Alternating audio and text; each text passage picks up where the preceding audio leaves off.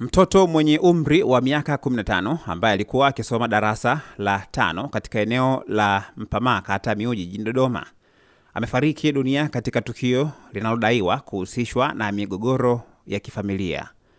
Kwa mujibu wa taarifa zilizokusanywa na Dodoma TV na Dodoma FM, baada ya kufika katika eneo hilo na kuzungumza na baadhi ya majirani, mtoto huyo alikuwa akiishi na baba yake wa kambo ambaye alikuwa ameishi na mama yake mzazi kwa kipindi kirefu.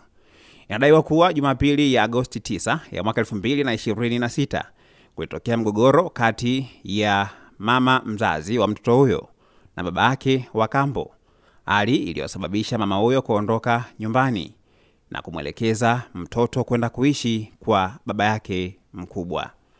Kwa mujibu wa majirani, mtoto huyo aliondoka nyumbani siku ya Alhamisi Agosti 13 mwaka 2026 bila kutoa taarifa kwa familia, jambo lililosababisha baba yake na majirani kuanza kumtafuta bila mafanikio.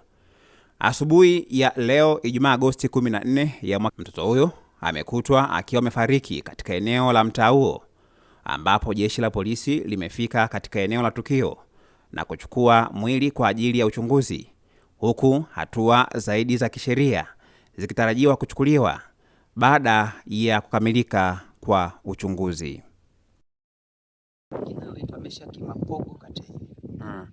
Mada ni kwamba babake alivyonielezea mimi asubuhi, babake wa kufikia kwamba kulikuwa na utafalani kati ya yeye na mke wake Jumapili iliyopita. Kwa mwanamke akawa amefanyaje, akawa amebeba vitu ndani akatoroka. Baada ya hilo jana mtoto aliamka anasema kichwa kinauma. Babake akasema chukua paracetamol ili unywe. Akawa amekunywa paracetamol pale. Babake alitoka kidogo, baadaye akarudi, akaja akamuuliza kwamba vipi unaendeleaje, akakuta akakaa pale nje, akasema naendelea vizuri.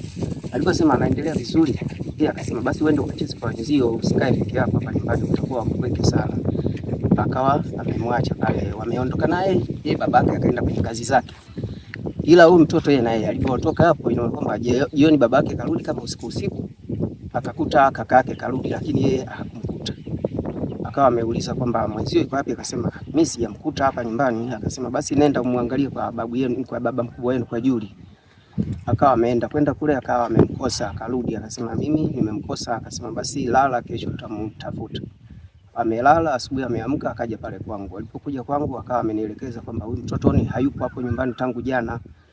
Tukawa tumepiga simu kwa baba yetu mdogo anaitwa Mazengo ambaye ni huyu hapo. Baada ya kupiga simu kuuliza kule, akasema huku sisi hayupo. Tukapiga kwa shangazi yetu, kwa dada yetu mmoja yuko mnada wa maili 2 kule. Tukamuuliza akasema huku hayupo. Tukapiga kwa bibi yake mmoja yuko mitaa kwa Shayo kule. Akasema hata huku sisi mwenyewe hayupo. Basi babake akawa ametoka pale na mwenzake wakawa wanakuja kuvuka ng'ambo ili wakamwangalie kuna marafiki zake wako huko ng'ambo wao wanacheza nao. Baada ya kufika mitaa hiyo akaitwa na dada fulani wao wanaita ni mama. Akamwambia hebu njoni muangalie huyu, mbona mtu msimuelewi. Ndio akawa wamemsogelea. Kusogea pale wakawa wamejua zile nguo. Baada ya kufika pale wakawa wamemwangalia, akakuta tayari kisha kunyonga. Ndio wakapiga simu kwa balozi na sisi wakawa wametuambia, tukawa tumekimbia kuja hapa. Kuja kwetu tukaje tukamfahamu. Kwa hiyo unahisi pengine chanzo ni nini mpaka haya maamuzi ambayo ameamua kuyachukua? Huyu mtoto ni alikuwa anampenda sana mama yake.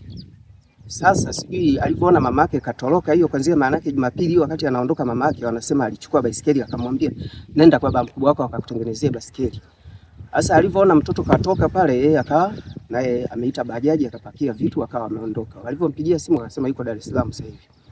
Sasa sijui nahisi ni mapenzi yale ya mama yake kumpenda sana, kwa hiyo ndio hicho kilichosababisha. Alipoona sasa mama kanikimbia hapa, kwa sababu baba yake aliyokuwa anakaa naye ni baba wa kufikia, sio baba yake mzazi. Baba yake mzazi yuko maeneo ya Kilimbogo huko. Kwa hiyo akawa nahisi ni mapenzi yale ya mama yake ndio yamesababisha. Okay. Mmejisikiaje kama watu wa karibu na watu ambao mnahusiana na? Yaani mada kubwa ni kweli, watu wengi sana wameumia. Watu wameumia sana kwa sababu watu wametukimbilia kutoka huko ng'ambo, wamekimbia kutoka mpaka mitaa ya pili huko, Miuji ya pili huko. Yaani watu wamesikitika sana kwa kitendo hiki. Wameumia sana. Yeah. Tunashukuru uongozi umetukimbilia.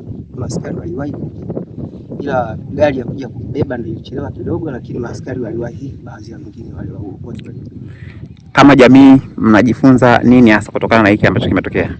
Jamii kama jamii kwa kweli inaumiza sana kwa sababu wewe unapoondoka nyumbani naona kuna labda fulani katika ndoa, yaani kuchukua sheria, na kama unaondoka wewe ni mama, yule mtoto unayemwachia yule mume wako, mume ni baba wa kufikia, sio baba yake mzazi. Hilo kwa kweli yani ndio limeumiza sana watu. Okay. Unaiambia nini jamii? Jamii tu kila mmoja angalie hilo kwamba familia hii inatakiwa niishije nayo, na jamii inatakiwa tujifunze kupitia hiki. Kila faidwa na hapa ndio wangu hapa nilichokiona, ile mtoto pale alikuwa anapenda sana mama yake, ndio tulikuwa nilipigia mimi simu asubuhi tuje tusaidiane kumtafuta kamba kwa mzee jana hayupo, hajaonekana. Hasa baada ya sijana nilipo nyumbani pale najiandaa ili nije tuende kumtafute, ndio napikiwa simu kwa baba mtoto tushampata akashajinyonga. Kwa hiyo ndio tuko hapa kwenye mti, usiende nyumbani. Tulifika pale kwenye mti na pale nikamwangalia mwanangu hajajinyonga. Basi ndio hiyo ndio iliyotokea. Pole sana. Kama jamii tunatakiwa tujifunze kitu gani na tufanye nini ili kuepusha vitu kama hivi visijitokeze? Yaani tunatakiwa tukae vizuri na watoto, tuwalee malezi mazuri. So mtoto akikosa kidogo kimpokea, mtoto anakuwa hana amani. Anafanya kifanya hivi basi baba ataniadhibu. Kwa hiyo ndio inakuwa ndio hiyo tayari yanatokea. Alikuwa ni mtoto wa aina gani kwa namna ambavyo unamfahamu wewe? Mtoto ana miaka 15 na darasa la 5. Alikuwa ni mwenye tabia zipi hasa katika maisha yake ya kawaida? Alikuwa ana tabia yote. Okay. Nini ambacho ungependa kuiambia jamii kutokana na hichi kilichotokea? Yaani tu jamii mimi naambia tu kemea watoto tuwache. Maana tunapo kemea watoto mara wazazi wake zetu wanaacha watoto wanatutelekezea. Tuomba tunao wake nao wanawake nao hilo jambo waliache. Hapa anaona kama hivyo unaona kama mimi nimemkera nataka kuondoka, aondoke na familia yake, lakini naitwa Simon ndio ya mchana. Uelewa wangu mimi ninachokiona tatizo ni yule mtoto. Yaani aliona kuishi na baba wa kambo ni kitu ambacho hakiwezekani. Kwamba kama mamake mzazi kaweza kumwacha, yeye atawezaje kuishi naye? Kwa hiyo aliona hana msaada, alishindwa kuongea labda hata na ndugu. Ndio maana akaamua kuchukua jukumu kama hilo. Okay. Wewe una uhusiano gani na mtoto? Mimi ni mtoto wa babangu mdogo. Ni mtoto wako mdogo. Mlikuwa mnazungumza, mliwahi kubaini pengine kama kuna changamoto zozote kipindi cha nyuma wewe na huyo babako mdogo? Hapana, wale kulitokea tu tofauti kwamba yeye na mke wake na maana babake akaamua kuondoka kwenda kutafuta maisha mengine. Kwa naye ndio huyo mama wa kambo. Huyo na baba wa kambo akaamua kuishi na huyo mwanamke. Na kwamba changamoto iliyokuwepo pale, yule mtoto anavyoonekana alikuwa anaishi kwa uwezo wa mama yake. Ina maana baada ya kuondoka mawasiliano na hisi makubwa ilikuwa hayapo. Na huyo baba kufikia. Okay. Sawa, wito wako ni upi sasa kwa jamii kutokana na hicho kilichotokea? Swala ni kwamba tujifunze kupitia hili kwa sababu ina maana hili limetokea kwa mtu mwingine hata kwako litakukuta.